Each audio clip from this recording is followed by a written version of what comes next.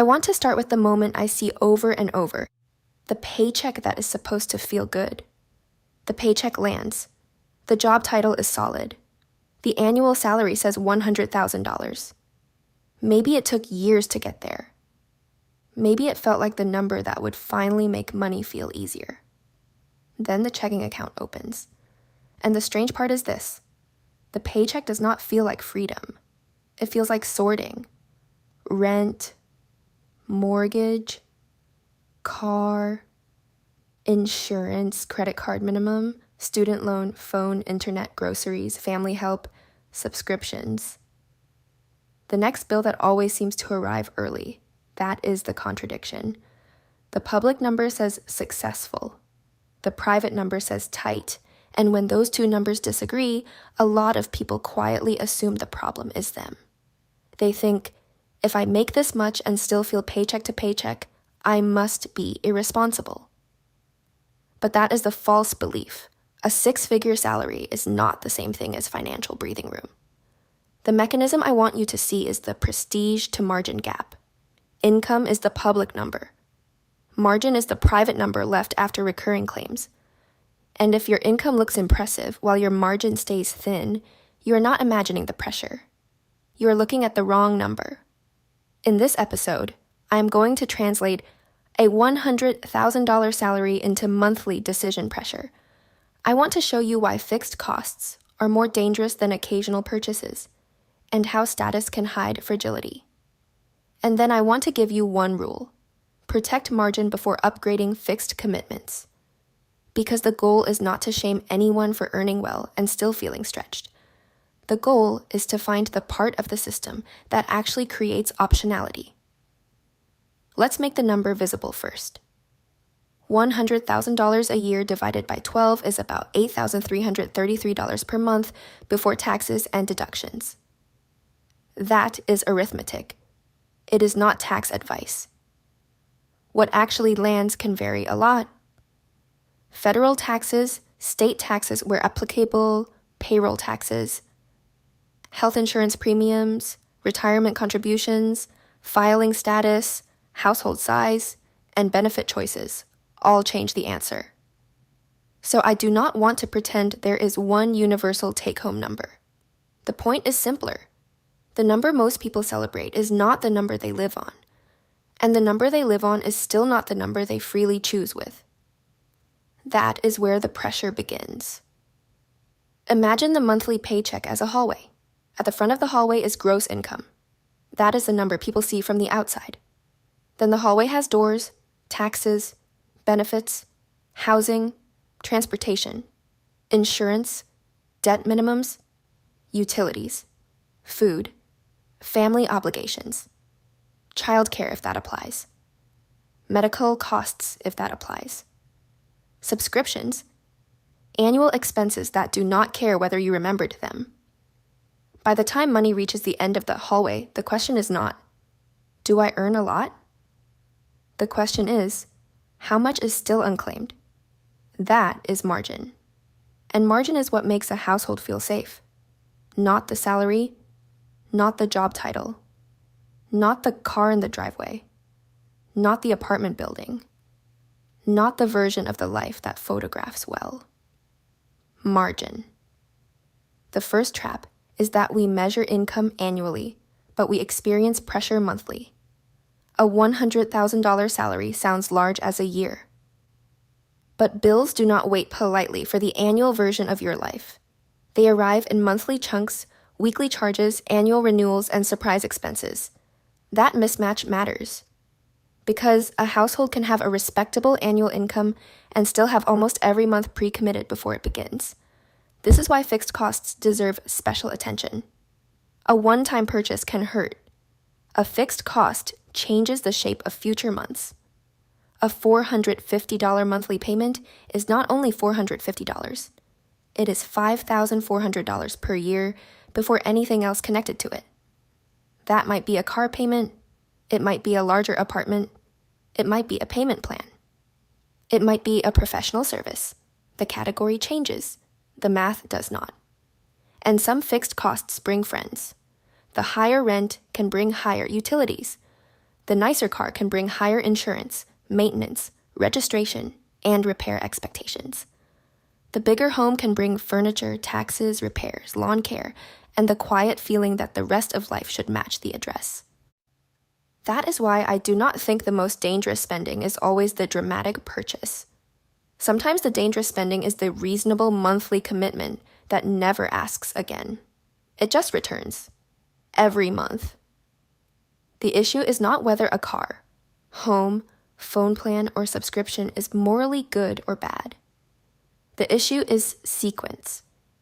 If the fixed commitment comes before the margin is protected, the paycheck starts losing flexibility before the household notices. This is the first rule inside the bigger rule. Do not ask, can I afford the payment? Ask, what happens to my margin after the payment becomes normal? That word matters. Normal. Because normal is expensive. Normal can mean the apartment that matches the salary, the car that matches the commute, the restaurants that match the social circle, the vacation that matches the job stress, the gifts, clothes, memberships, and upgrades that match the identity people now expect from you. And none of these choices have to be foolish. That is why the trap works. Each one can be defensible in isolation. You need a place to live. You need transportation. You need insurance. You need food. You may need to help family. You may need childcare. You may need health care. You may need a wardrobe for work. You may need rest. But a household budget does not grade each expense by whether it was understandable. It only asks what remains. That is where shame becomes unhelpful. Shame says, I should be better than this. A diagnostic says, which claims are consuming the margin? I prefer the diagnostic because it gives us something we can actually change. The Bureau of Labor Statistics has two useful ways to think about this pressure. The Consumer Price Index tracks average price changes paid by urban consumers for a market basket of goods and services. The Consumer Expenditure Surveys look across household spending and income categories. The reason those sources matter is not because they can tell you your personal budget. They cannot. They matter because they show the household is a system. Food, housing, transportation, insurance, healthcare, and other recurring categories do not hit one at a time in real life. They stack. So when someone says, I do not know where it all goes, that sentence is not automatically denial. Sometimes it is an accurate description of too many claims moving through one account. And if those claims are recurring, the pressure repeats before the person has time to recover emotionally. This is why a $100,000 salary can feel confusing. It can be high compared with many households and still feel narrow inside a specific life. Both things can be true. It can be a real achievement, and it can fail to create margin. That distinction is where the anxiety starts to loosen. Because once you separate income from margin, the problem becomes less personal and more mechanical. Now we can map it. Here is the margin diagnostic. Monthly received income minus recurring claims minus true irregulars equals spendable margin. Monthly received income means what actually lands after payroll deductions. Recurring claims are the expenses that repeat without a fresh decision. Housing, car payment, insurance, phone, internet, minimum debt payments, subscriptions, memberships, childcare, family transfers, and anything else that already knows your bank account. True irregulars are the expenses people forget because they are not monthly, even though they are real. Car repairs, medical bills, annual insurance premiums, gifts, travel to see family, school costs, home repairs, holiday spending, professional fees, and replacement costs. If you ignore true irregulars, the budget will look better than the life. Then the surprise expense arrives and seems to ruin the month. But it was not always a surprise. Sometimes it was an irregular expense with no reserved seat. This diagnostic is simple, but it is uncomfortable because it takes away the prestige of the salary number. It asks a quieter question.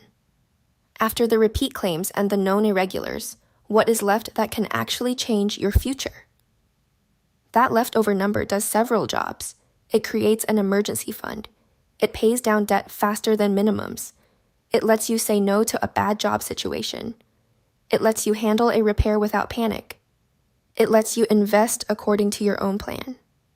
It lets you help someone without destabilizing yourself. It lets you choose. That is why margin feels like peace. Not because it makes life perfect. Because it gives you room to respond.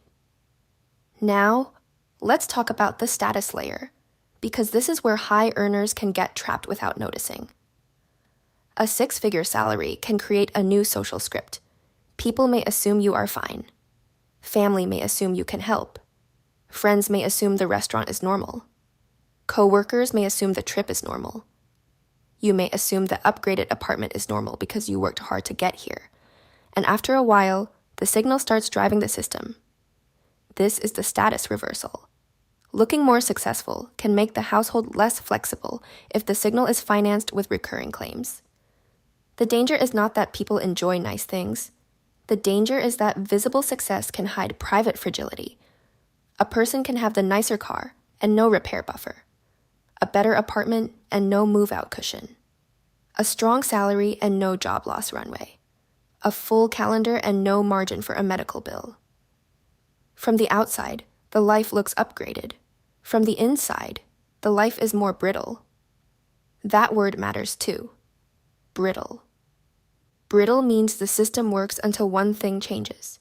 A bill rises, a bonus disappears, a car breaks, a child needs something, a parent needs help, insurance renews higher, a move becomes necessary, a job becomes unstable. The salary may still be good, but the margin was too thin to absorb life. So the real measure is not whether everything works in a normal month. The real measure is what happens in a non-normal month. That is why the margin first rule is not about being cheap. It is about keeping the household from becoming fragile. Protect margin before upgrading fixed commitments. Before the nicer apartment, protect margin. Before the car upgrade, protect margin. Before turning a convenience into a subscription, protect margin. Before making the raise disappear into a new baseline, protect margin. This does not mean never upgrade. It means the order matters. Most people get a raise, upgrade a fixed cost, and hope the remaining money works out. A margin-first household reverses the sequence. First, define the margin that must survive.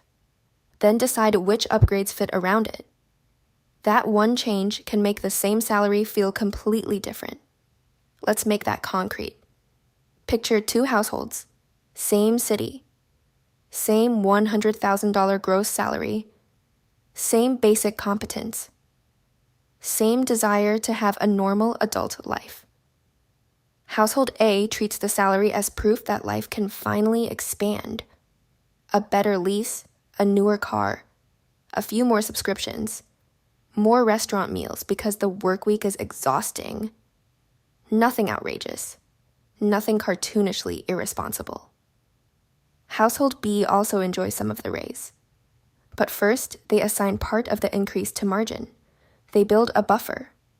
They reduce one recurring claim. They keep the older car longer. They let some convenience remain occasional instead of automatic. In month 1, the difference may look boring. Household A may even look better. But a year later, the difference is emotional. Household A has a higher lifestyle baseline and a thinner shock absorber. Household B has more boring capacity, more choices, more time before panic. After several years, the difference is not just money. It is identity. One household has to keep earning at the same pace just to maintain the commitments.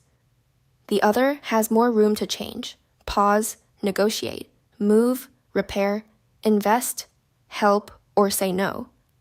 That is the quiet power of margin. It gives future you fewer emergencies that are really old decisions returning. This is also why small expenses get too much blame and too little context. Yes, small recurring expenses can add up. A $30 subscription is $360 per year. A weekly convenience habit can become a serious annual number. The math deserves attention, but if the entire conversation becomes coffee, the viewer misses the bigger mechanism. The real question is not, which tiny pleasure proves I am bad with money? The question I want you to ask is, which defaults repeat without asking, and which ones shrink margin the most? That question is calmer. It is also more useful. Because the highest leverage changes are often structural, a housing decision, a transportation decision, an insurance review, a debt minimum, a childcare arrangement, a recurring family commitment, a subscription bundle, a habit that became automatic because life got busy.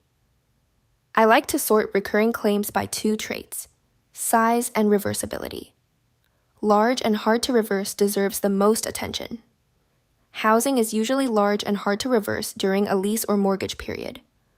A car loan can be large and hard to reverse.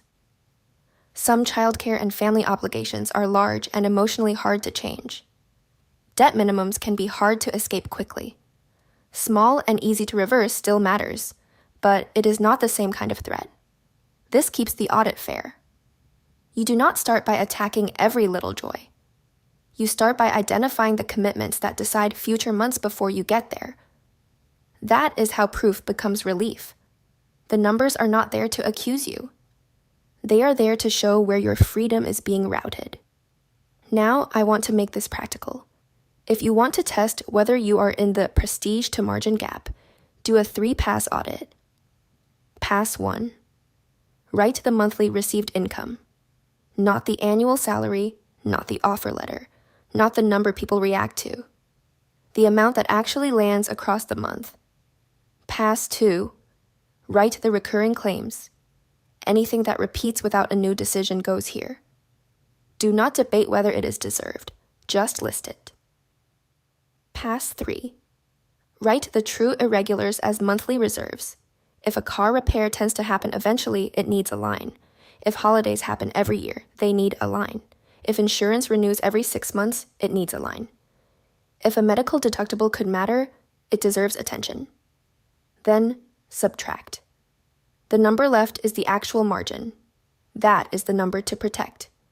And if the margin is smaller than expected, the conclusion is not, I am hopeless. The conclusion is, the public number was lying by omission. It showed income. It did not show claims. Once you see claims, you can make decisions in a better order. Here is the decision rule I would use before any upgrade. Will this commitment reduce my margin for 1 month, or will it reduce my margin every month? If it is 1 month, decide if the value is worth it. If it is every month, slow down. Recurring commitments deserve a higher standard because they become part of the floor, and floors are hard to lower. This is why raises are such an important moment. A raise can become freedom, or it can become a larger cage with nicer furniture. That sounds harsh, but it is just the sequence again. If the raise immediately becomes a larger car payment, a larger rent payment, and a larger lifestyle baseline, the income rose, but the margin may not. The outside sees progress. The inside feels the same pressure in better packaging.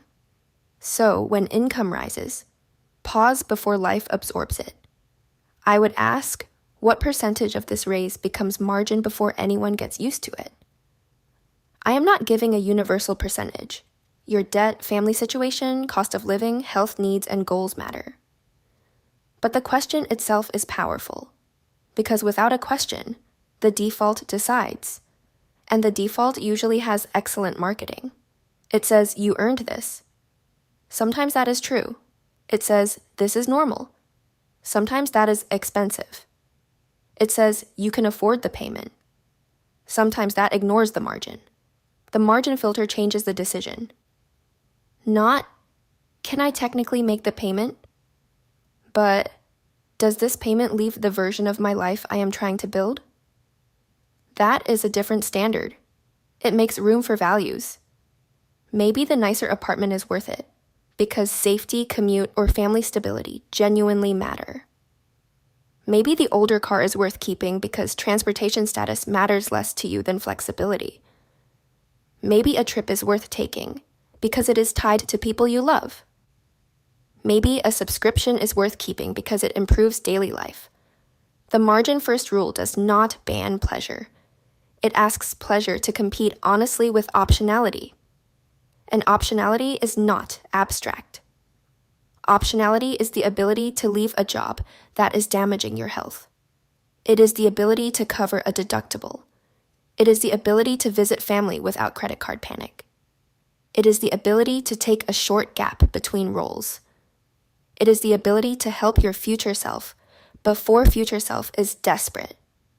That is the emotional payoff, not the spreadsheet, the choices. By this point, the $100,000 salary looks different. It is still meaningful. It may still be more than many households earn. It may still represent years of work. Nothing about this explanation is meant to minimize that. But it is not the finish line. It is raw material. And raw material can be shaped into two very different lives. One life converts income into signals first and hopes security appears later. The other converts income into margin first and lets lifestyle grow around what remains. That is the long-term divergence.